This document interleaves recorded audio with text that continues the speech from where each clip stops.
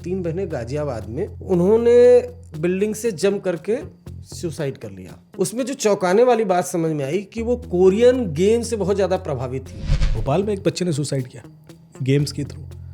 मेरे पास एक देहरादून से फैमिली आई, उसका मोबाइल छीन लिया, उसका इंटरनेट बंद कर दिया, तो उसने चीज़ें तोड़ना शुरू कर दिया है। 2-2.5 लाख की चीज़ें तोड़ चुका है घर में और गालियाँ दे रहा है, हिट कर रहा है माँ बाप को। जैसे एक छोटा बच्चा है, टीवी देख रहा है, बंद हुआ तो रोने लगता है। धीरे धीरे उसने हिजाब पहनना शुरू कर दिया, धीरे धीरे उसने रोजे रखने शुरू कर दिया। 56 पाकिस्तानी पकड़े गए थे जिन्होंने सैकड़ों लड़कियां गायब की थी। केस को बोला गया साइबर ग्रूमिंग का केस, चाइल्ड ग्रूमिंग। हाँ। दिल्ली के डिफेंस कॉलोनी में 15 करोड़ रुपया फैमिली डॉक्टर दंपत्ति का उड़ा ले गया। क्या है तो FIR की कॉपी है सर। किसके खिलाफ? नाम किसका? मेरा ही है सर। एड्रेस मेरी है, क्योंकि ये एड्रेस नाम अभी आपसे लिया जा चुका है पहले कॉल पे। आप समझ रहे हो, तड़ से FIR बन चुकी है आपकी। वो आप अब आपको लग रहा है कि ये तो सब पहले से था। लोग 7 दिन, 10 दिन, 15 दिन, 113 दिन तक रेस्टेड रहे। मंकी फ्रॉड हुआ जबलपुर में, ड्राई फ्रूट फ्रॉड हुआ, गूगल करना। इसको बोलते हैं अपना अकाउंट रेंट पर किसी को दे देना। ये आजकल खूब चल रहा है। 1 लाख करोड़ इंडिया से हर साल बाहर जा रहा है because of cyber crime. 1 lakh crore. और स्क्रॉल करोगे तो सबसे ज्यादा शॉकिंग चीज पता क्या लगेगी आपको? उसमें कहा जाएगा कि मैं आपकी पॉलिटिकल बिलीफ भी जानता हूं कि आपने वोट किसको दिया।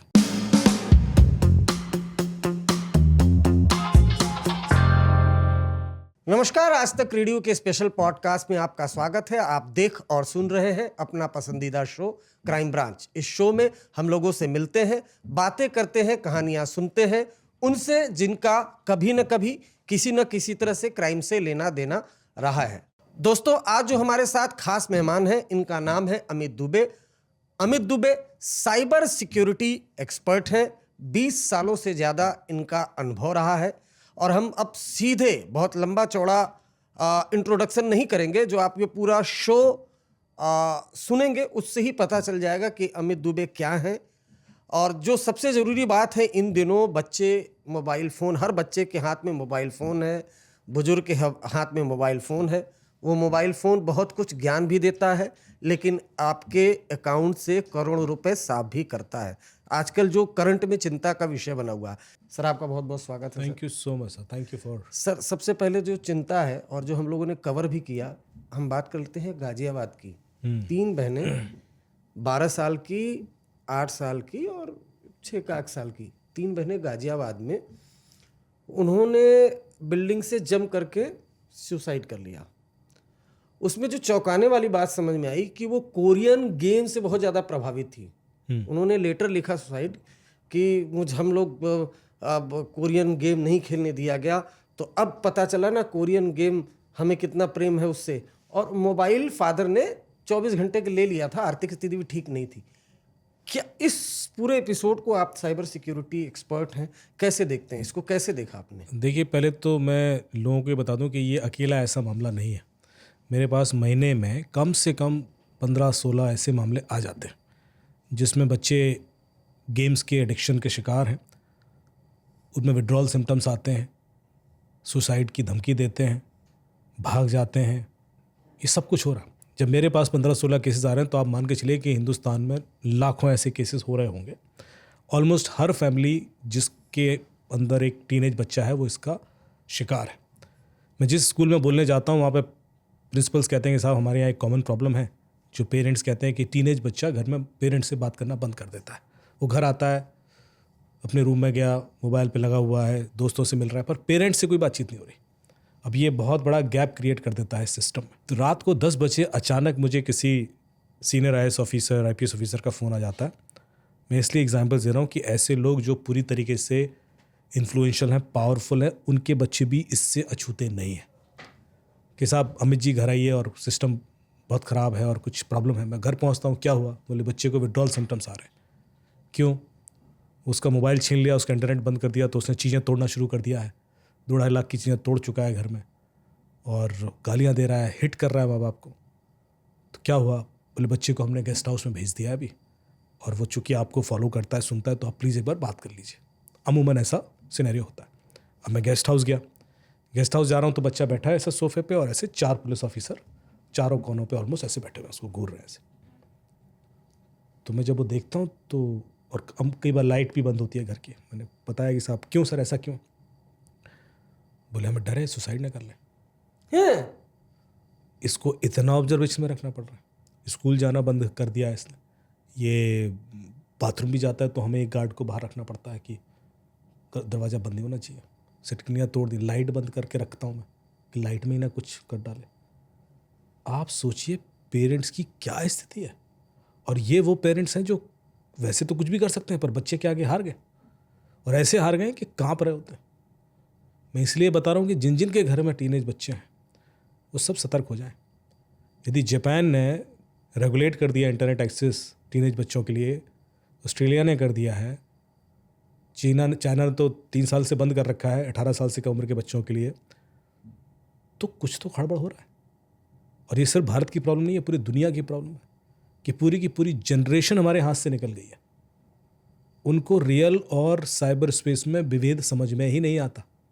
उन्होंने पैदा ही मोबाइल हाथ में लेके हुए हैं। उनको जो पहला दुग्धपान भी हुआ उसके समय भी हाथ में उनके मोबाइल था, तो वो कैसे उससे अलग हो जाए, कैसे अलग हो जाए, वो इस हद तक एडिक्ट हो चुके हैं और हमें नहीं समझ में आ रहा है। अगले 10 साल में एक नई प्रॉब्लम और एक नया प्रोफेशन ईजाद होगा कि आप अपने बच्चों को रिहैब में लेके जाएंगे सिर्फ इसलिए के लिए कि वो मोबाइल एडिक्शन से दूर हो सके, क्योंकि उनके साइकोलॉजिकल इम्पैक्ट इस हद तक हो चुके होंगे कि कॉग्निटिव स्किल्स तो ख़त्म हो जाएंगी उनकी। रादर उनको एक नॉर्मल लाइफ जीने के लिए भी एक सपोर्ट सिस्टम की ज़रूरत पड़ेगी। ये डर है। किसी भी देश की जो सबसे बड़ी स्ट्रेंथ होती है सर, वो उसका यूथ होता है, और सबसे ज़्यादा यूथ इस समय हिंदुस्तान का है। और अगले 5 साल यदि हमने उस पर कोई इस तरह का ध्यान नहीं दिया और ये एडिक्शन बढ़ता गया तो ये हाथ से निकल जाएगा। अच्छा, मैंने देखा है ना कि जैसे एक छोटा बच्चा है, टीवी देख रहा है, मैंने घर में ही अपने देखा, मैंने छोटा है, मतलब 2.5 साल का, टीवी देख रहा है, बंद हुआ तो रोने लगता है, मोबाइल देखा तो बंद होने का रोने लगता है, चीखने अभी वो रो रहा है, जरा बड़ा हो जाएगा तो एग्रेसिव हो जाएगा, और बड़ा होगा तो मारपीट शुरू करेगा, और बड़ा होगा तो सुसाइड की धमकी देगा। यही एक एवोल्यूशन साइकिल है, क्योंकि उसको नहीं समझ में आ रहा है कि इसके बिना जीते कैसे हैं लोग। हम जिए होंगे इसके बिना तो शायद हम नहीं समझ पाते, पर यदि आपको बचपन से मैं कुछ देना शुरू करूं और वो अचानक छीनूंगा तो फिर आपके संग भी वही होगा। ये एडिक्शन ड्रग या किसी और इस तरह के एडिक्शन से अलग नहीं है, और ये उतना ही इम्पैक्ट डालता है ब्रेन पे। आपके ब्रेन का जो अभी एक रिसर्च हुई थी जिसमें बताया गया था कि जो मिलेनियल और जेनजी है उसके बीच की आईक्यू का डिफरेंस काफ़ी ज़्यादा है। तो सोचिए कि इनके बीच का जो एज गैप है 15 साल का है, और उसमें इतना आईक्यू का डिफरेंस आ जाएगा, एवरेज जो IQ, because they are too much dependent on mobile phone. हम और आप थे जब हमने टेलीकॉम सिस्टम शुरू हुआ इंडिया में, तो लैंडलाइन फ़ोन होते थे, आपको कम से कम 50 नंबर तो याद रहते होंगे, रहते थे। आज ये चीज़ किसी बच्चे को बोल के देखना, हंसेगा वो आप पे, क्योंकि ऐसा हो ही नहीं सकता। 50 नंबर कोई कैसे याद रख सकता है, पर हम रखते थे। आप सीधे नाम बताइए, नंबर डायल होता था सीधा। हमने कभी कोई मेमोरी बेस्ड फ़ोन यूज़ नहीं किया उस समय, क्योंकि वो तो लैंडलाइन होते थे। पर ये चीज़ आज इतनी बड़ी हो गई है, जो चीज़ नॉर्मल थी उस समय। फिर आ गए फ़ोन जिसमें मेमोरी थी। अब हमें एक नंबर याद नहीं होता। कई बार लोग अपना खुद का नंबर बताते समय भूल जाते हैं। मैंने देखे सिचुएशंस, नहीं होता याद, क्योंकि हम भी एडिक्ट हो, हम भी उतने डिपेंडेंट हो गए। हमें लगा अब इसकी ज़रूरत ही नहीं है, तो हम वो जो साइड ऑफ यूजेस है मेमोरी का वो भूल गए करना, हम नहीं करते यूज़।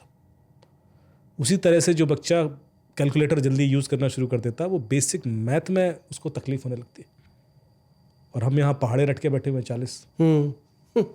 तो सर डिफरेंस तो है ना। तो ये इम्पैक्ट यहाँ तक भी ठीक था, पर इसके बाद जो होने वाला है वो हर दिन आपको डराएगा। और मैं आपको वार्न कर दूं कि जापान, ऑस्ट्रेलिया, चाइना बेवकूफ़ नहीं है, वो ये खतरा भांप चुके हैं। नहीं, अच्छा, मैंने जो गाजियाबाद का जिक्र किया, अब उसमें वो लड़कियां जो है ना, वो अपने आप को कोरियन मानने लग गई थी, और वो अपना एक छोटा भाई था, उसमें लिखा था कि हमने तो देवा उसको ही बोला कि वो बोल जाए, लेकिन उसको इंडियन बॉलीवुड भी बनाया। मतलब ये छोटे बच्चों का ऐसा इम्पैक्ट था उनके ऊपर कि और दीवालों पर तक लिख दिया था कि मोबाइल ले लिया हमारा कोरियन से। पहले तो मैं कहता हूँ कि कोरियन या जापानीज फिल्म्स देखी आपने? नहीं। बहुत नहीं देखते भैया, नहीं देखिए ना। ईमानदारी से नहीं। तो इसीलिए आप एडिक्ट नहीं है। आप कोरियन कई सारे कार्टून कैरेक्टर्स हैं या जैपनीज़ हैं, आपको एडिक्ट करेंगे, वो डिज़ाइन ही ऐसे होते हैं। और मुझे एक कोई लड़का था, टीनेज बच्चा था, वो मेरे बार बार कहता था कि आप ये पढ़ा कीजिए, और इसमें बड़ा इंटेलेक्चुअल होता है। कोई क्या नाम मैं भूल रहा हूँ, मैं आपको बाद में दिखाऊंगा तो आप ग्राफिक्स में दिखा देना। उस कॉमिक सीरीज़ का एक नाम है मांगा। देखिए इनको पता है। तो बोला ये सर भी आप तो जेंजी हैं। जेंजी हैं, तो उन्होंने कहा साहब ये पढ़ा कीजिए। तो मैं बार वो देखे गया 4-5 मेरे को। मैंने कहा यार मैं नहीं पढ़ पाऊंगा, ये तो इस तरह से बने होते हैं। और तो मैंने पढ़ना, लेकिन एक दिन में फ्लाइट में था और मैंने उस कार्टून कैरेक्टर मंगा जो सीरीज़ है उस पर एक फिल्म बनी है जापानीज, उसको मैंने देख लिया। क्या है सर? और मैंने 10 सेकंड देखा और मैं ऐसे हुक हुआ और मैंने कहा ये क्या है भाई। वो हर दूसरे तीसरे सीन में क्यूरियोसिटी होती है उसमें, और ऐसी क्यूरियोसिटी कि आप आगे जाओगे ही जाओगे, मतलब सर आपको घूम जाएगा क्योंकि यार ये खत्म ही क्यों नहीं हो रहा क्यूरियोसिटी। ऐसे पकड़ता है, यहाँ से पकड़ लेगा आपको कि उसके बाद फिर कुछ क्यूरियोसिटी, फिर हर दूसरे सीन। मतलब जब तक ये चीज़ आप समझने की कोशिश करोगे फिर एक ऐसी क्यूरियोसिटी डाल देगा कि अरे यार इतना टाइट होती है वो, मतलब जिस लेवल पे लिखी जा रही है ये चीज़ें। मैं कह रहा हूँ ये प्रॉब्लम है। और ऐसा ही नहीं हो रहा कि ये पूरी जितने टीनेज बच्चे आप पूछ रहे हैं सबको पता होगा इस चीज़ें। मंगा की तो मैंने पता होगा, पर Korean singing, Korean music, Korean BTS और जो भी ग्रुप्स हैं, दे नो एवरीथिंग। और देखिए उसका ये असर है कि अब मॉल वॉल में जाएंगे तो कोरियन फूड वूड खूब सब चल रहे हैं। रेस्टोरेंट खुलने लग गया सबको है, बाजार है पूरा। वो सुशी खाना है, सबको वो करना है। क्यों? अभी तक तो ऐसा कुछ नहीं था, लेकिन ये एक indirect way of cultural revolution है। आप किसी भी कंट्री में अपने कल्चर को इंट्रोड्यूस करना चाहते हो तो बच्चों के थ्रू कर सकते हो, there is no other way. पहले ब्रिटिशर्स ने वही किया कि हम सब वो चीज़ें कर रहे हैं, प्राइड कर रहे हैं, और अब वही दूसरे कल्चर भी कर रहे हैं। लेकिन ये बड़ा स्मार्ट वे है आपको, लेकिन वो क्वालिटी देना पड़ेगा। आज वो जो शिनचैन करके कैरेक्टर है, कई सारे कंट्रीज में बैन है शिनचैन, क्योंकि वो इतना एग्रेसिव होता है। वो एक्चुअली रियल देखोगे ना आप, यदि उस कैरेक्टर का जो इंडिया में वर्जन आता है वो उसका सॉफ्ट वर्जन होता है, मतलब उसकी भाषा बदल दी जाती है। वो भाषा नहीं होती जो एक्चुअली है। यहाँ पर उसको गाली गलौज करते हुए नहीं दिखाएंगे या वैसा नहीं करें। एक्चुअली बहुत एग्रेसिव है। उसकी भाषा यदि एक्चुअली ट्रांसलेट कर दी जाए तो हम बैन करते हैं उसको, पर यहाँ पर उसका जो वर्जन होता है लोवर्ड वर्जन होता है। ये सारी चीज़ें दिखा रही है कि एक स्ट्रैटेजी के थ्रू बच्चों को टारगेट करके इन्फ्लुएंस किया जाए, और जब बहुत ज़्यादा कोई ऐसा रिवोल्यूशनरी इन्फ्लुएंस आ जाता है ना, तो फिर उसके नेगेटिव परिणाम भी आते हैं। आ ही रहे नेगेटिव परिणाम। आप एक गेम खेलना शुरू करें, PUBG खेलते हैं बच्चे। क्या है PUBG? Player unknown battle ground. आप लड़ रहे हैं 24 घंटे। PUBG भारत में बैन हुआ, बच्चों ने VPN इस्तेमाल करके यूज़ करना शुरू कर दिया। वो अभी भी खेल रहे हैं, तो कोई बैन का इम्पैक्ट तो हुआ नहीं। अब आपने बच्चे को बचपन से सिखा रखा है कि हारना नहीं है, जीतना ही है। जीतने वाले को शाबाशी मिलती है, हार वाले को तो कोई याद नहीं रखता। And he is in that game from an early age, जहाँ पर उसने दुनिया के बहुत सारे देखो आपको ज़िंदगी में जितना चीज़ फेलियर सिखाती है ना, उतना जीत आपको अहंकार देती है, ईगो देती है। वो आपको अर्ली स्टेज पे हो रहा है, 10-11 साल 12 साल की उम्र में, and you start living in that illusion कि मैं, वो अहंकार आ गया। अब आप जब एक लेवल पे पहुंचोगे तो आपसे कहा जाएगा और आगे लड़ाई जारी रखनी है तो खर्चा करो। तो उसके अंदर एक करेंसी है, इसका नाम है बैटल पॉइंट्स। ये बैटल पॉइंट्स खरीदिए, फिर आप टैंक्स खरीद सकते हैं, मिसाइल खरीद सकते हैं, आर्म्स खरीद सकते हैं और सोफिस्टिकेटेड गन्स खरीद सकते हैं। वो माँ बाप के पास जाएगा, वो बैटल पॉइंट दिलाओ, लड़ाई जारी रखनी है। माँ बाप कहें भागो यहाँ से, बैटल पॉइंट क्या होता है, क्यों दिलाएं? तो वो चाकू मार देता है, फिर वो क्रेडिट कार्ड चुरा लेता है। फिर अगले दिन पेपर में खबर छपती है कि PUBG के चक्कर में एक बच्चे ने माँ बाप के संग ऐसा किया, माँ की हत्या तक कर दी बच्चे ने PUBG के चक्कर में। ऐसा भी हुआ है। अच्छा, अब आप सोचिए कि ऐसा क्यों हुआ। मतलब वो उस गेम को लेकर इस हद तक कन्विंस्ड है और उसको लड़ाई जीतने के लिए कि वो चोरी भी कर सकता है, वो मार भी सकता है, वो कुछ भी कर सकता है। And this happens. इतने केसेस हुए। एक दूसरा गेम है रोब्लॉक्स करके। रोब्लॉक्स भी कई कंट्रीज में बना। अच्छा, रोब्लॉक्स की खास बात यह है कि रोब्लॉक्स सिर्फ गेम नहीं है, रोब्लॉक्स से आप और गेम क्रिएट कर सकते हो। It gives you provisions to design your own game. आपने अपना गेम बना लिया, अब कोई बच्चे को खिलाना है, अपना अपना एक सर्वर सेटअप कर लिया, आप डिस्कॉर्ड पे सर्वर भी सेटअप कर सकते हैं। आप दूसरों से आप उस गेम के लिए पैसे भी मांग सकते हैं। वो पैसे होते हैं रोबक्स करेंसी, कि आपको ये गेम खेलना है Robux. Robux is the fastest currency of the world इस समय। मतलब आप यहाँ खरीदिए और आप रोमानिया में रोबक्स पॉइंट भेज दीजिए, बस तुरंत इनकैश हो जाएगा। बिटकॉइन में भी 2-3 दिन लगता है अप्रूवल में, रोबक्स में नहीं लगता। गेमिंग करेंसी है, पर वो रियल करेंसी में कन्वर्ट की जा सकती है। You can convert it into dollars, euros, rupees, anything. मैं देखता हूँ कि कई ऐसे बैठे रहते हैं जो लूडो खेलते हैं, वो 4 लोग बैठ के खेलते हैं, दुनिया चली जा रही, कोई मतलब नहीं है, अरे तुम उसी में इन्वॉल्व रहते हैं। क्या चल दो गाड़ी ला के, कुछ ना होगा। यही तो मैं कह रहा हूँ कि जब इस हद तक कोई चीज़ आप, हमारी ज़िंदगी में सबसे महंगी चीज़ पता क्या है? सबसे महंगी चीज़ आज़ादी। फ्रीडम से बड़ी महंगी कोई चीज़ नहीं है, और हम में से कोई आज़ाद है ही नहीं। हम इसके गुलाम हो चुके हैं मोबाइल के। और इतना गुलाम है, ये हमें कंट्रोल कर रहा है, हम इसको नहीं कर रहे हैं, हम इस यूज़ नहीं कर रहे हैं, वो डिसाइड कर रहा है, और ये रियलिटी में डिसाइड कर रहा है। माई पॉइंट इज़ दैट कि आप क्या देखेंगे टीवी पर, क्या आप खाना खाएंगे, कौन सी फिल्म देखने जाएंगे, कौन सा कपड़ा पहनेंगे, कौन सी गाड़ी खरीदेंगे, कौन सा सपना देखेंगे, वो भी ये डिसाइड कर रहा है। और वो कोई और आपके लिए कर रहा है, बिकॉज उनका बिजनेस इंटैक्ट होता है उससे। जहर भर रहा है, फर्जी न्यूज़ फैला रहा यहाँ है। पर 5-6 लोग हैं, इनमें से किसी ने सोचा कि हम प्रधानमंत्री बन जाएं? क्यों नहीं सोचा? क्योंकि आपको वैसी रील नहीं दिखाई हमने, वैसा डेटा ही नहीं दिया हमने आज तक। आपको वही चीज़ दिखाएंगे, वहाँ उलझे रहोगे तुम। आप किस सपने तक कोई दूसरा डिसाइड कर रहा है, उतनी भी फ्रीडम नहीं है आपके पास। और जैसे ये भी है ना कि एक वीडियो जिसने जिस माइंडसेट से देखी वही पुश किया जा रहा है। लोग हिंदू मुसलमान जहर भरने वाला, नफरती, दंगई, तो वही दिया जा रहा है। कोई एक कॉमेडी का वही दिया जा रहा है।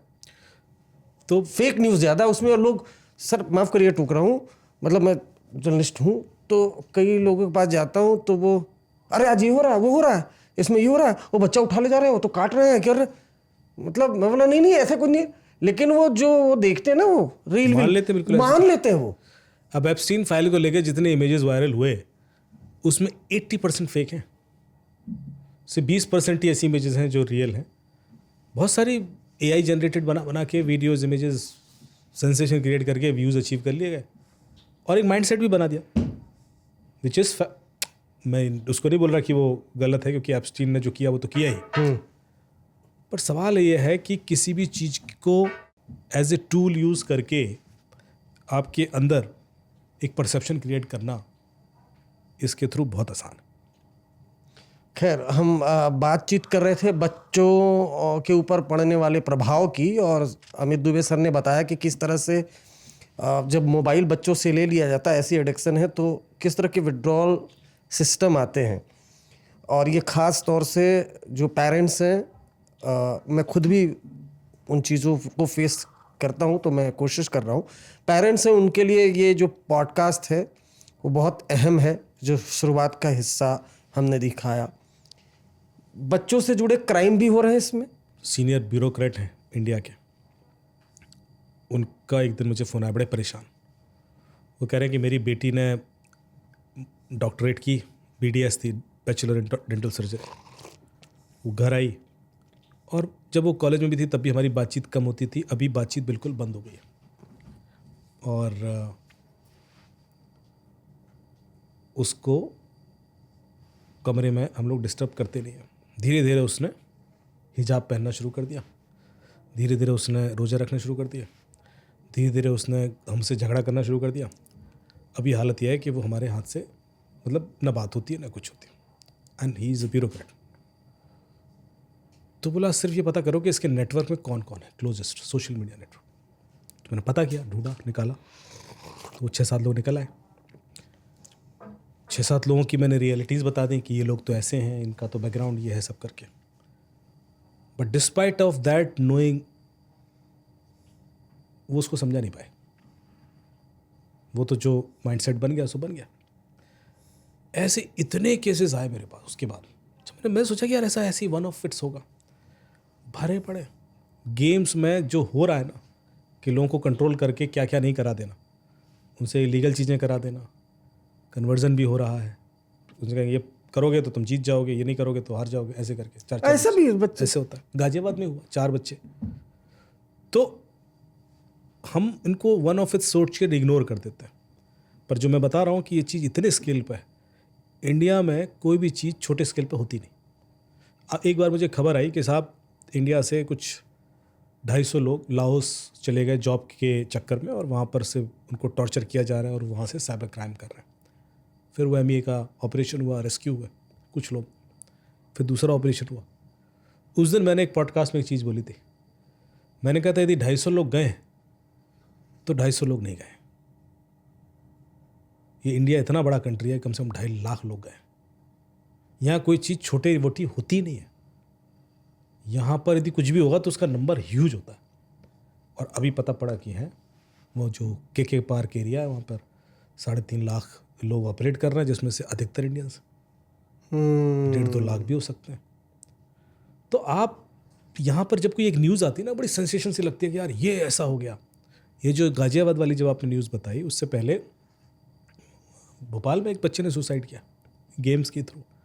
मेरे पास एक देहरादून से फैमिली आई, अपने गाड़ी में सारे लैपटॉप, हार्ड डिस्क, टैबलेट वगैरह लेके।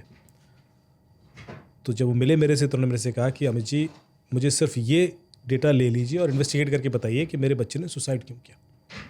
उनका 14 साल का बच्चा था जिसने फांसी लगा ली बाथरूम में। And then he showed me all pictures, all videos. बोले आधे घंटे पहले वो माँ के संग खेल रहा था, कडलिंग कर रहा है, ये देखो उसका वीडियो है। क्यों अचानक ऐसा करेगा? और मुझे आधे घंटे बाद फ़ोन आता है कि ऐसा हो गया। मैं भाग के घर गया तो वो छोटा सा बाथरूम था उनका, जिसमें वो हैंग्ड है और उसके सामने एक टैबलेट है और उस टैबलेट पे कुछ चल रहा है। तो बोले बिकॉज हम लोग हैपेजल्ड थे और घबरा चुके थे, तो वो गिर गया टैबलेट और वो हम नहीं देख पाए कि उसमें वीडियो क्या चल रहा था, but there was something in that. और अब वो मिल नहीं रहा है मुझे वीडियो, तो आप मेरी हेल्प कीजिए एंड समहाउ ट्रेस आउट कीजिए कि क्या था इसके दिमाग में। फिर उन्होंने उसके होमवर्क की कॉपियाँ भी ले आए थे जिसमें होमवर्क करता था, स्टूडियस गाइस। तो मैंने वो एनालाइज किया, तो हर एक होमवर्क या कॉपी के पीछे उसने कुछ कुछ लिख रखा था, that too in different coded language, and कुछ आर्ट फैक्ट्स बनाए हैं, कुछ कोरियन भी हैं, कुछ अलग अलग। फिर हमने सारे के सारे इन्वेस्टिगेशन को दिए। अभी सारा डेटा, अभी इन्वेस्टिगेशन नहीं हुआ है, but I am sure that there is some game behind it, क्योंकि जो भी वो कर रहा था वो पूरा का पूरा सिम्पल ही लग रहा है कि वो किसी और के कंट्रोल में था। उनको ये लगता है कि मैं नॉर्मल कर रहा हूँ, बट वो किसी तरह वर्चुअल वर्ल्ड के थ्रू लोग उनको कन्विंस कर देते हैं।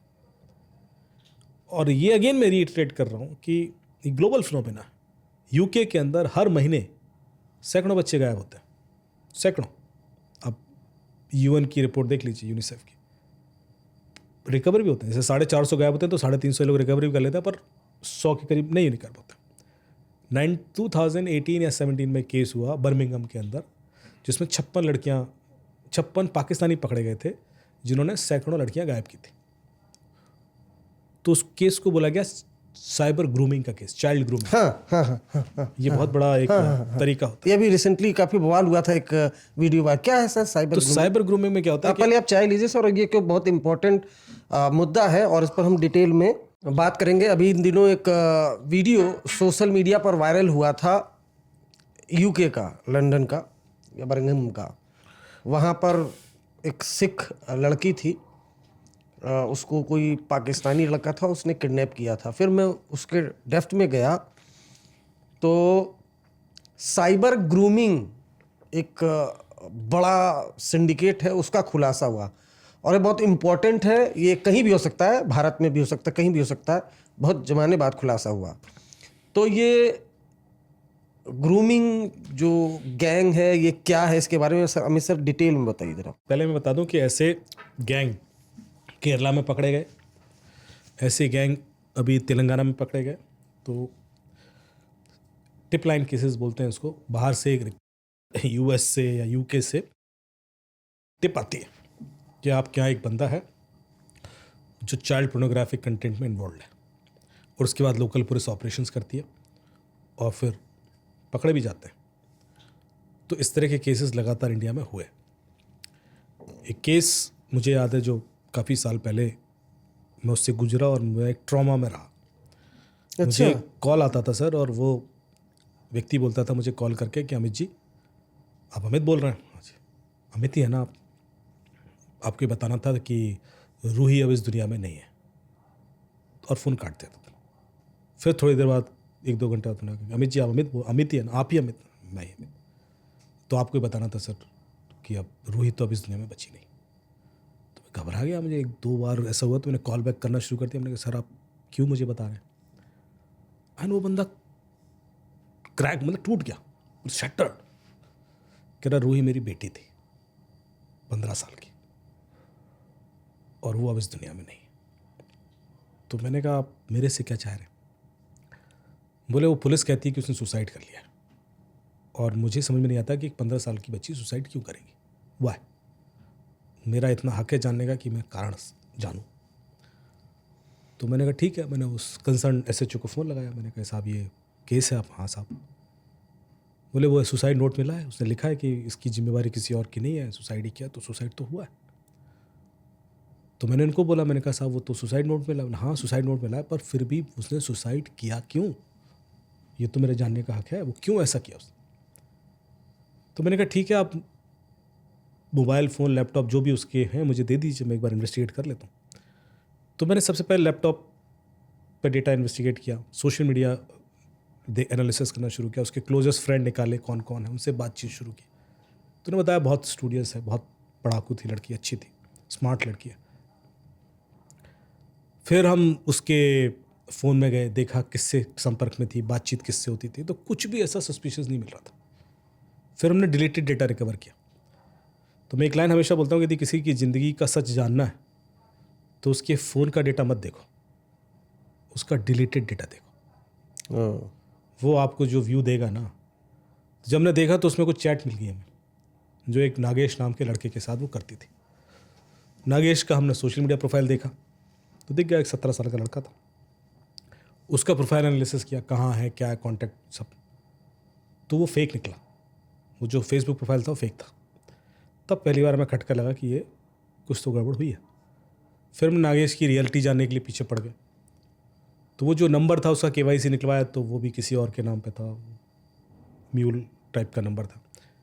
फिर हमने उसका CDR, तो उसने किसी और से बात ही नहीं की थी, वो तो सिर्फ लिमिटेड एक्सेस के लिए फ़ोन यूज़ हुआ था। शायद 2-3 और विक्टिम थे उसके जिनसे बातचीत हुई होगी, मतलब हम उसकी रियल एंटिटी नहीं पकड़ पा रहे थे। फिर हमने उसका IPDR निकलवाया, internet protocol details record. IPDR में आपको पता पड़ जाता है कि इंटरनेट पर उस व्यक्ति ने क्या क्या किया। जो IPDR एनालिसिस किया तो हमें एक लिंक मिला जो था डोमिनोज का लिंक, कि इसने पिज़्ज़ा ऑर्डर किया है। तो हमने उस टाइम स्टैम्प के संग कि किस तारीख को इस समय पर डोमिनोज को रिक्वेस्ट किया कि भैया इस नंबर से आपको कोई बुकिंग आई थी क्या। उन्होंने कहा हाँ पिज़्ज़ा बुक हुआ था। तो डिलीवर कहाँ हुआ था, तो उन्हें एड्रेस भेज दिया। उस एड्रेस पर जब हम पहुँचे तो हमें एक 53 साल का आदमी मिला। 53 साल का? जब उसके डिवाइसेस वगैरह कॉन्फिस्केट की गई तो उसमें ऐसे उसके कई सारे प्रोफाइल थे। नागेश का प्रोफाइल वही मैनेज करता था, और भी ऐसे प्रोफाइल थे, और उसने कई सारी लड़कियां ऐसे ट्रैप कर रखी थी। तो सच ये था कि इस व्यक्ति ने ऐसे कई लड़कियों को इन्फ्लुएंस करके यंग प्रोफाइल बनाकर इस हद तक कन्विंस कर दिया कि उनसे खर्चा भी कराया, उनकी फीस के पैसे भी उसके पास गए थे। 1-2 बार ये भी किया उसने, कुछ खरीदवा दिया या कुछ हो गया। And then he visited that city जहाँ पे वो लड़की रहती थी। उसको होटल में बुलाया और ये चली गई। और उसके बाद कुछ ऐसा हुआ उसके संग कि वो बर्दाश्त नहीं कर पाई और शी वॉज इन शॉक। उसकी एज उतनी नहीं थी कि उसको अपने पेरेंट्स को भी शेयर करे, या नहीं होता होगा कम्युनिकेशन। अब इसमें मैं बहुत ज़्यादा किसी को ब्लेम तो नहीं करता, पर सिचुएशन ऐसी थी कि शायद उसने एक्सट्रीम स्टेप उठाया। इस केस को मैंने अपने एक रेडियो शो में सुनाया। मेरा रेड FM पे एक शो आता है सर, तो ये मैंने सुनाया था मेरे ख्याल से 2019 में। केस उससे भी पुराना है। जब मैंने एक केस सुनाया तो मेरे पास इतने कॉल्स और इतने ईमेल्स आए, मतलब मुझे याद है 15-16 तो केसेस मैंने पिक किए थे उस समय कि साहब मेरा बच्चा गया और ट्रेन से कट गया, 15-16 साल का, क्यों मुझे पता ही नहीं है। मेरा बच्चा गायब हो गया, दिख ही नहीं, मतलब घर छोड़ के, क्यों पता ही नहीं है। फिर तो मुझे ऐसे लगने लगा कि इंडिया भर में पता नहीं कितने केसेस होंगे। सर ये बच्चों से जुड़ा मामला है। अब हम शिफ्ट इसी में करते हैं कि यही मोबाइल फ़ोन दिल्ली के डिफेंस कॉलोनी में 15 करोड़ रुपया फैमिली डॉक्टर दंपत्ति का उड़ा ले गया, और दोनों जगहों पर मैं पर्सनली गया।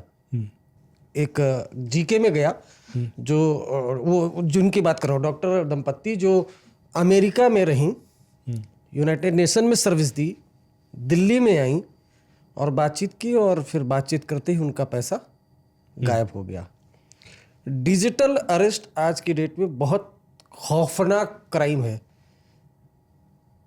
तो ये कैसे होता है? तो बहुत जगह धीरे धीरे लोगों को पता, यदि अभी भी नहीं, लेकिन मैं आपको बताऊं, अभी भी नहीं पता लोगों को, क्योंकि ये जो आप जिस केस का जिक्र कर रहे हैं, ये कोई बहुत पुराना केस तो है नहीं, पिछले महीने का ही है। हाँ, और उससे पहले 6 महीने पहले प्रधानमंत्री जी मन की बात में बोल चुके हैं कि डिजिटल अरेस्ट नाम की कोई चीज़ नहीं होती है।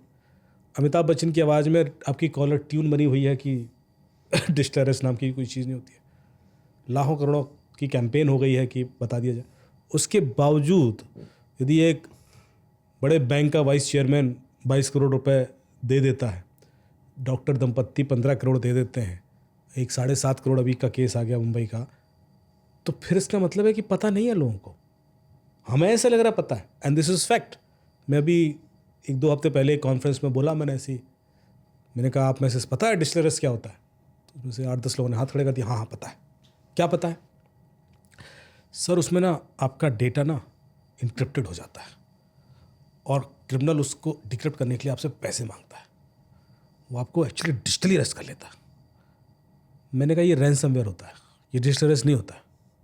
आप समझ रहे हो? लोग क्या करते हैं कि हेडलाइन पढ़ते हैं and then they create with whatever knowledge they have, उसके बेस पे एक आइडिया ले लेते हैं। वो जानते नहीं कि एक्चुअली क्या होता है। अब बता दीजिए आप। वो पढ़ते नहीं। इसलिए मैं बार बार कह रहा हूँ कि ये बड़ा हमें लग रहा है कि आप तो सुबह से शाम उस केस में इन्वॉल्व हैं और मिल रहे हैं लोगों से, पर जो लोग अपनी ज़िंदगी में उलझे हुए हैं ना वो पेपर पढ़ रहे हैं, ना वो टीवी देख रहे हैं, ना वो सोशल मीडिया पे भी कुछ और ही देख रहे हैं। हाँ, और रील वील अपना वो उनको इस बात से मतलब नहीं है। हाँ।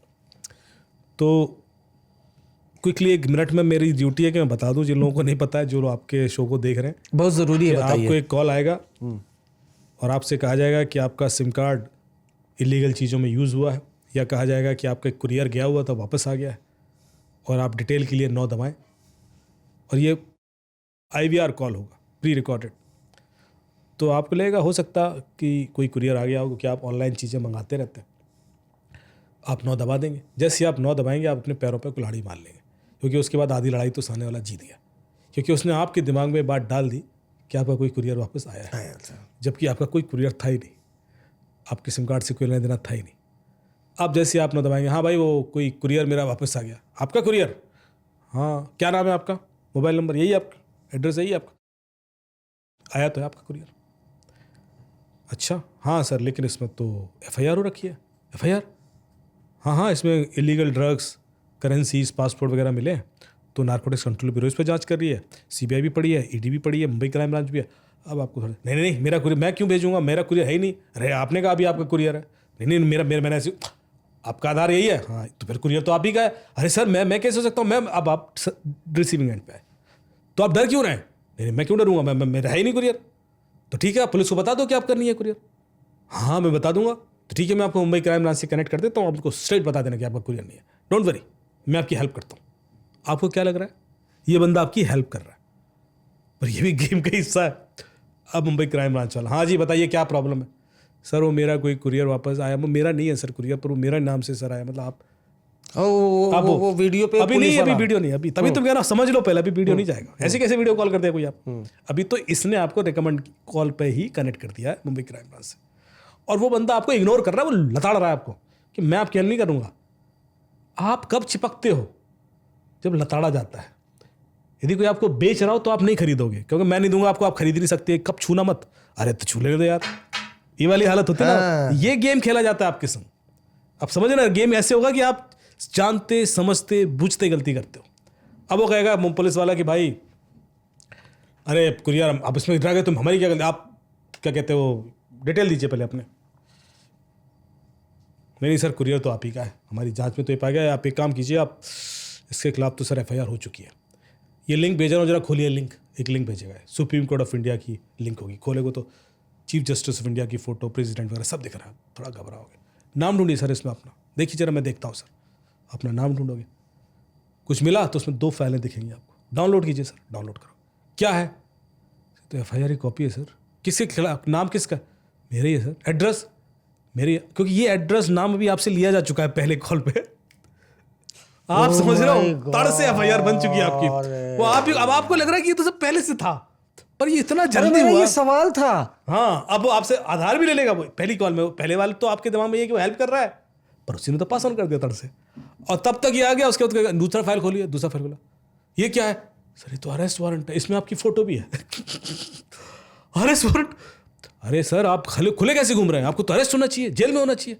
आप हैं कहाँ? लोकेशन दीजिए अपनी, अभी आपको पुलिस भेजते हैं, आप पहले जेल जाइए। अरे सर, अब आपकी मतलब घबराहट शुरू। अरे सर, मैं शरीफ आदमी सर, मैं तो बूढ़ा आदमी सर, मुझे छोड़ दो सर प्लीज़, और ऐसा सर। अब आप भूलेगा कुरियर, अब आपकी जान बचाने की रिक्वेस्ट आपकी। देखिए सर, अब शरीफ तो लग रहे हो आप, मैं आपकी मदद करता हूँ। ये भी बोलेगा मैं आपकी मदद करता हूँ। आपके पास दो ऑप्शन, या तो आप फिजिकली अरेस्ट हो जाओ या आप डिजिटली अरेस्ट हो जाओ। अरे सर, आप जो भी डिजिटली कर लीजिए, फिजिकल छोड़ दीजिए सर, ऐसे मत कीजिए सर, सबके सामने अच्छा नहीं लगेगा। आप ठीक है, तो आप डिजिटली अरेस्ट हो जाओ, सेफ़ है, सेफ बिड है। आपको एक लिंक भेज रहा हूँ, इंस्टॉल कर लो। तो स्काइप का लिंक भेजेगा, अपने फ़ोन में इंस्टॉल कर लोगे। स्काइप क्यों भेजेगा? क्योंकि स्काइप पे वीडियो कॉल आप 1 दिन 2 दिन 7 दिन तक सस्टेन कर सकते हो। अच्छा। व्हाट्सएप की कॉल डिस्कनेक्ट हो जाएगी, या गूगल मीट या जो भी दूसरे वीडियो कॉल मैकेनिज्म से, तो स्काइप इंस्टॉल कराएगा। फिर स्काइप पे वीडियो कॉल आएगा आपको, जिसमें मुंबई क्राइम ब्रांच का लोगो है। जैसे आप एक्सेप्ट करोगे, सामने थानेदार बैठा है विद 2 स्टार में, और पीछे फोटो लगी, हथकड़ियाँ, गन्स, और पीछे किसी को मारा भी जा रहा है, माहौल बना देगा पूरा। हाँ जी, अब आप डिजिटली अरेस्टेड हैं। ओके, अब आप ये कॉल बंद नहीं कर सकते। कॉल बंद करोगे 20 साल की जेल है, सीधे NSA लगेगा आपको। और किसी को बताओगे नहीं कि आप डिजिटली अरेस्टेड हैं। बताओगे तो उसको भी उठा लेंगे। आपका ये बेटा है ना, आपकी वाइफ का नाम ये है ना, सब डांट डांट के अब आप बस सरेंडर ही हो चुके हो। तो उस समय तक कमरा बंद करो पहले, और आप टॉयलेट भी जाओगे तो पूछ के जाना, बताओ गाइडलाइन दे देगा आपको। लोग 7 दिन 10 दिन 15 दिन 113 दिन तक डिजिटली अरेस्टेड रहे। आप सोचोगे 113 दिन वो बंदा ना रूम से निकल रहा है, ना बता रहा है किसी को, और चुपचाप खाना मंगवा रहा है, यहाँ तक कि बैंक भी जा रहा है, क्योंकि सारा पैसा दे चुके हो आप। फिर आपसे पैसा लिया जाएगा कि सारा पैसा इस अकाउंट में डालिए आप, जब तक जांच चलेगी आपको मिलेगा नहीं। तो आप सारा पैसा उनके अकाउंट में डालते रहते हो। अब पैसा खत्म हो गया, 7 दिन हो गए, वो सारा पैसा मूव कर देंगे तब तक बाहर। अब आप कहोगे कि साहब अब छोड़ दो। नहीं सर, आप पे इतनी पेनल्टी लगी है, छोड़ तो हम आपको देंगे, लग तो आप शरीफ आदमी रहो, तो ऐसा कीजिए 40 लाख की पेनल्टी और दे दीजिए। सर मेरे पास तो है नहीं, हम कुछ नहीं जानते, फिर आपको हम छोड़ नहीं सकते ना, फिर तो केस चलेगा जब तक इन्वेस्टिगेशन हो। तो आप लोन ले लेते हो 40 लाख, वो दे देते हो। फिर आपको अच्छा, आपकी कोई प्रॉपर्टी तो नहीं है? हाँ सर है। सच बताना, झूठ बोला तो फिर एक एक प्रॉपर्टी आपने जो बेनामी फिनामी तक बता देता है आदमी डर के मारे, फिर वो बिकवा देता है सब। लोगों ने 113 दिन में अपनी प्रॉपर्टी बेच दी, आप देख रहे हो, और किसी को नहीं बता रहा है कि वो डिजिटली अरेस्टेड। अभी एक दिल्ली में केस हुआ जिसमें बंदा थाने में, वो बैंक में लोन लेने गया, उसके यहाँ मोबाइल लगा हुआ है और उसमें लाइट जल रही थी, तो वो लड़ रहा है ब्रांच मैनेजर से कि मेरा लोन क्यों नहीं सैंक्शन हो रहा है, और ये है वो। तो बाहर एक पुलिस वाला बैठा था, उसने देखा उसको नोटिस कर लिया कि ये लाइट वाइट जल रही है, तो इधर आओ जरा। और सब पुलिस वाले को देखा और वो भागने लगा। उसको लगा ये वही पुलिस है जो वो आप समझ रहे हो, वो कह रहा मैं तो डिजिटली अरेस्टेड हूँ, मैं ये तो पुलिस यहाँ भी आ गई, वो भाग रहा है। और उसने उसको पकड़ा, फ़ोन छीना, उसका पहले कॉल काट। कह रहा नहीं सर सॉरी सर, गलती हो गई सर, मैंने बता। मतलब वो उस मोड में इतना कन्विंस्ड है कि वो ये सोच ही नहीं पा रहा है कि वो फ्रॉड है और ये सही है। वो रो रहा है। कल अपना पुलिस वाले ने बताया कि भाई मुझको समझाने में मुझे 15 मिनट लगा कि क्या कर रहा है तू। फिर वो जब बाहर आता है ना आदमी, तो वो इतना डिप्रेशन में आ जाता है कि वो समझ ही नहीं पाता कि उसके संग ऐसा कैसे हुआ।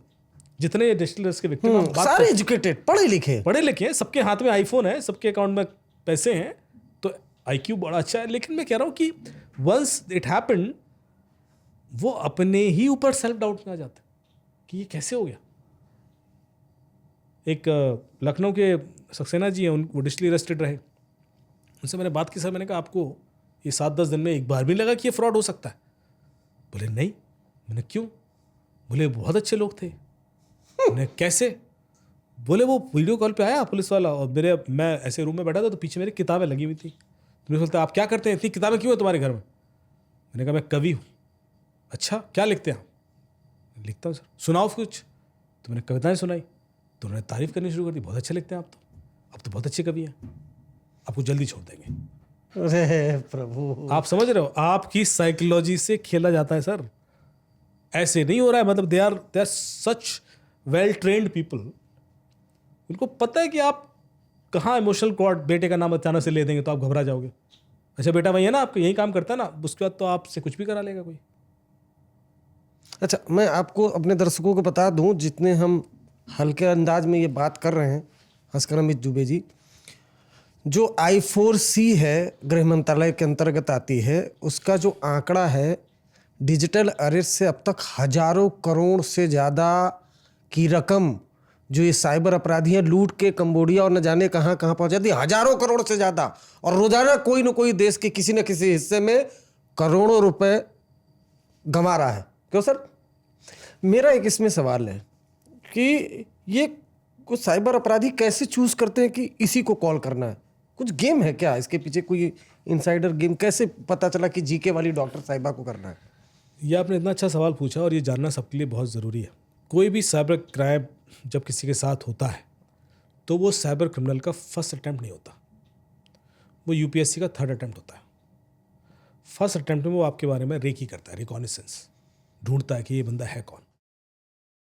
इनफैक्ट ये रेकी करने वाली टीम ही अलग होती है, वो फिल्टर डेटा देती है इनको कि इस एज ग्रुप का है, इतना पैसा होगा इसके पास, ये आधार कार्ड है, ये पासपोर्ट नंबर, जो भी डेटा ओपन सोर्स इंटेलिजेंस में मिल जाता है, मोबाइल नंबर, ये वो सब दे दिया। आपका बैंक अकाउंट एंड पासवर्ड भी पता होता है उनको, क्योंकि आज तक कभी किसी क्रिमिनल ने किसी विक्टिम से उसके बैंक का पासवर्ड नहीं मांगा। ओटीपी लिया होगा पर पासवर्ड नहीं मांगा, और बिना ओटीपी और पासवर्ड दोनों यूज़ के पैसा नहीं निकल सकता। ओटीपी चलो आपने गलती से दिया, इग्नोरेंटली निकल गया, पासवर्ड कैसे पता था उसको? पासवर्ड तो नहीं मांगा, क्योंकि पासवर्ड उसके पास ऑलरेडी था। तो ये रिकॉनिसेंस में हो जाता है। फिर सेकंड, जिसमें ये देखा जाता है कि इस पर कौन सा दाव खेला जाए। ये 25 से 30 साल का है, ये 30 से 50 साल का आदमी है, 50 से ऊपर का है।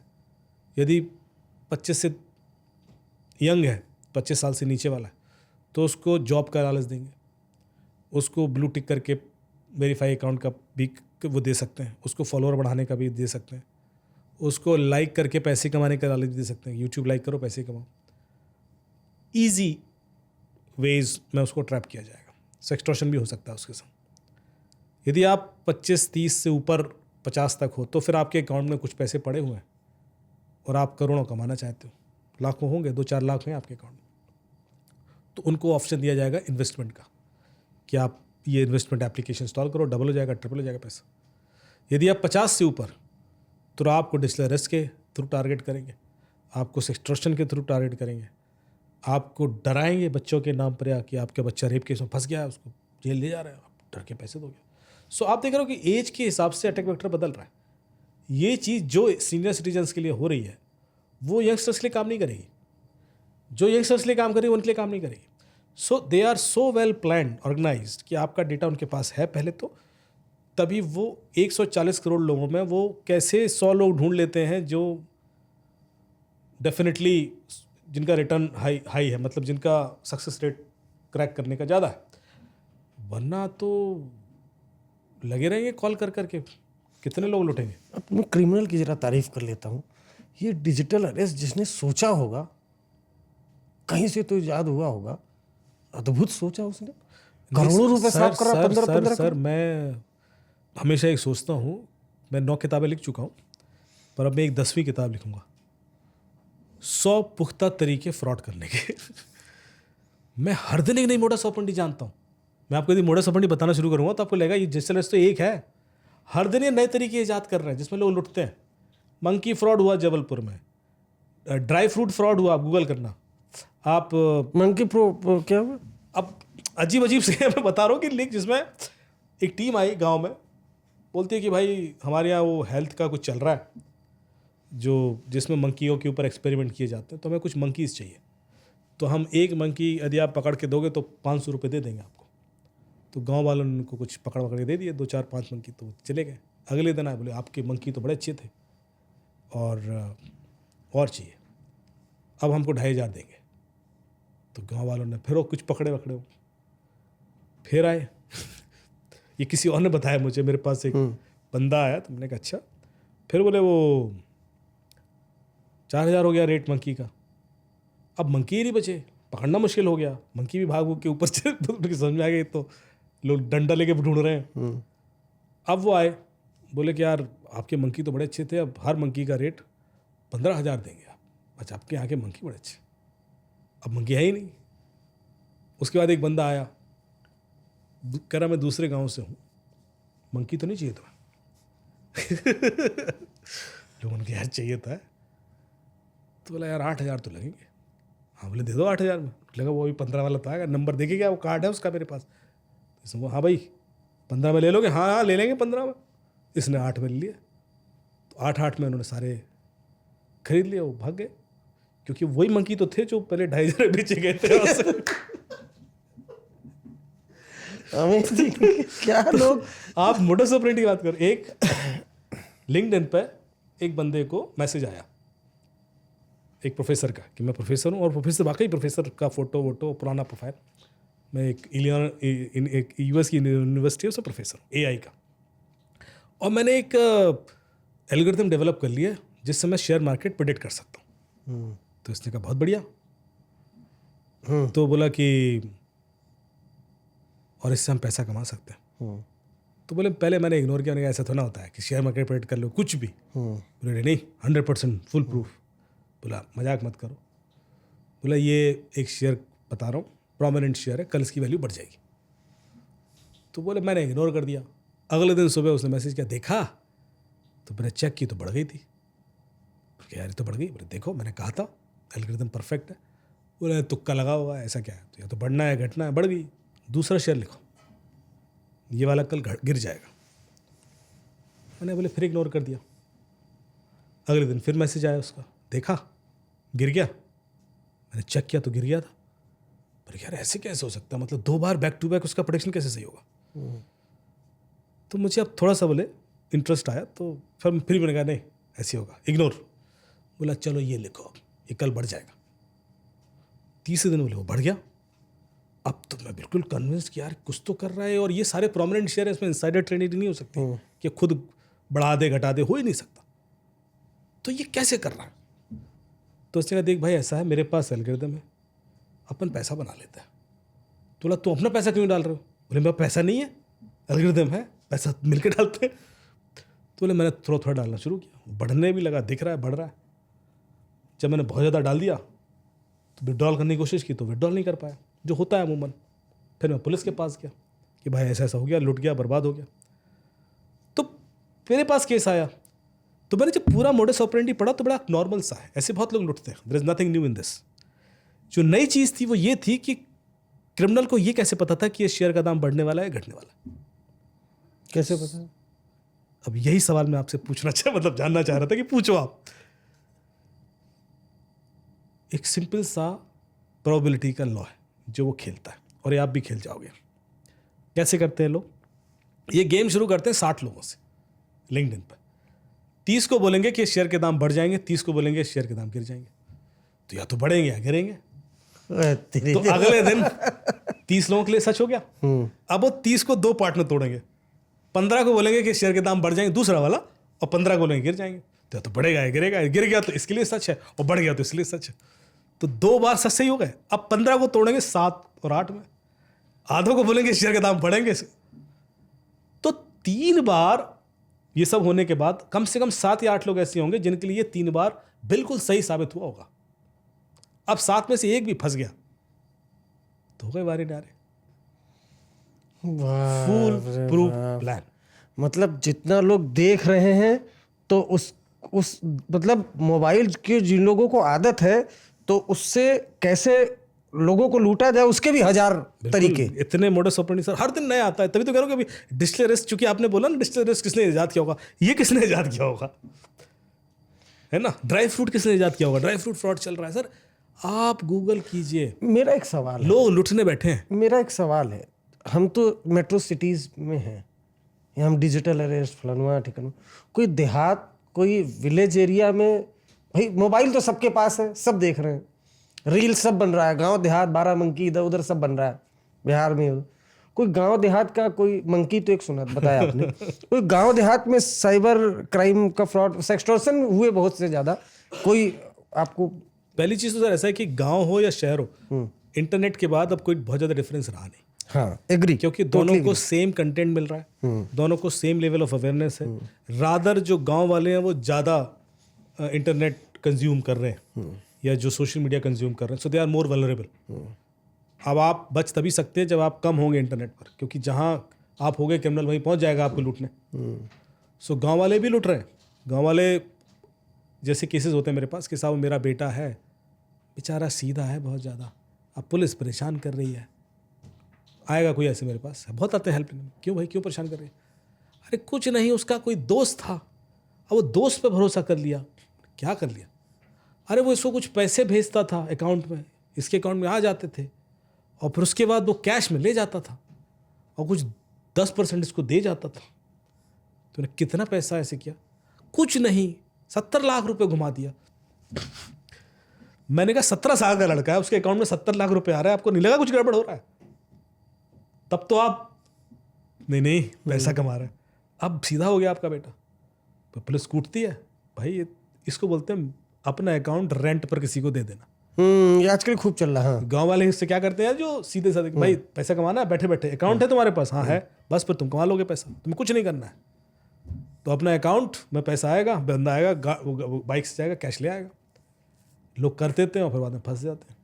वो साइबर क्राइम का ही पैसा या किसी क्राइम का पैसा? वो तो है जिसका भी डिजिटल का पैसा अब जिस अकाउंट में जा रहा है, वो अकाउंट नहीं किसी का होता है। उसके अकाउंट में जाके पैसा या तो वो आगे वाले अकाउंट में मूव करता है लेयर 3 लेयर 4 पर वो एक चेन बन जाती है। बीच में जितने अकाउंट होंगे सब फ्रीज होंगे, सबके ऊपर कानूनी कार्रवाई होगी। मास्टरमाइंड कौन है डिजिटल अरेस्ट का अब तक की आपने? मुझे मिला नहीं अभी तक। फिर भी कोई किसी का चाइनीज? देखिए, अधिकतर डिजिटल अरेस्ट के केसेस जो अभी हुए वो वहीं कंबोडिया, म्यांमार, लाओस, यहीं से ऑपरेट हुए। और अभी तो एक बहुत बड़ा ऑपरेशन किया म्यांमार ने, 1700 लोग करीब अरेस्ट किए वहाँ पर। उसके बाद ये उम्मीद थी कि डिजिटल अरेस्ट के केसेस कम होंगे, तो फिर हो गए दो। तो हर केस थोड़ा सा तो अलग है, ज़रूरी नहीं है कि सारे म्यांमार से हो रहे हों। यहाँ से भी होते हैं, श्रीलंका से भी होते हैं, नेपाल से भी होते हैं। बॉर्डर एरियाज़ में जो हॉटस्पॉट है, इंडिया के अंदर 70 हॉटस्पॉट है जहाँ से इस तरह के क्राइम ओरिजिनेट होते हैं। पहले वो जामताड़ा था, अभी नूह, मेवात, अलवर, भरतपुर, औरंगाबाद, मथुरा की बेल्ट, जितने बॉर्डर एरियाज़ आप देखोगे ना, हर जगह हॉटस्पॉट बन गया। उन गाँव में जाइए, आपको दिखेगा कि पैसा आ गया है गाँव में। 1 लाख करोड़ इंडिया से हर साल बाहर जा रहा है because of cyber crime. 1 lakh crore. 24,000 crore की तो ऑफिशियल रिकॉर्ड है, जो भारत सरकार का 22,000 या 24,000 करोड़ का ऑफिशियल रिकॉर्ड है पिछले साल का। 1 लाख करोड़ का मेरा अनुमान है कि जा रहा होगा। और 95-98% पैसा इंडिया से बाहर चला जाता है, दुबई, सिंगापुर, अलग अलग कंट्रीज के थ्रू। व्हाट्सएप लगभग हर कोई इस्तेमाल करता है, क्या उनकी प्राइवेसी है? क्योंकि अभी खबर जो आई थी कि व्हाट्सएप में कुछ जो ऐसा सॉफ्टवेयर या कुछ ऐसी चीज़ें डाल दी गई थी जिस वजह से उनकी प्राइवेसी, इस तरह का मुद्दा बना था। क्या मैंने व्हाट्सएप में कुछ नहीं डाल दिया गया था, व्हाट्सएप के ऊपर ही सवाल खड़ा किया था सुप्रीम कोर्ट ने। हाँ। उन्होंने कहा मेटा को कि भाई आप बिना परमिशन लोगों का डेटा मत लीजिए। तो कोई भी एप्लीकेशन आपका क्या क्या डेटा लेती है ये आपको ज़रूर पता होना चाहिए, जो हम बिल्कुल भी चेक नहीं करते। जैसे फेसबुक आपके बारे में क्या क्या जानता है, या गूगल आपके बारे में क्या क्या जानता है, या संचार साथी के ऊपर सवाल खड़े कर देते हैं आप लोग, पर आपने कभी जानने की कोशिश की क्या डेटा वो ले रहा है।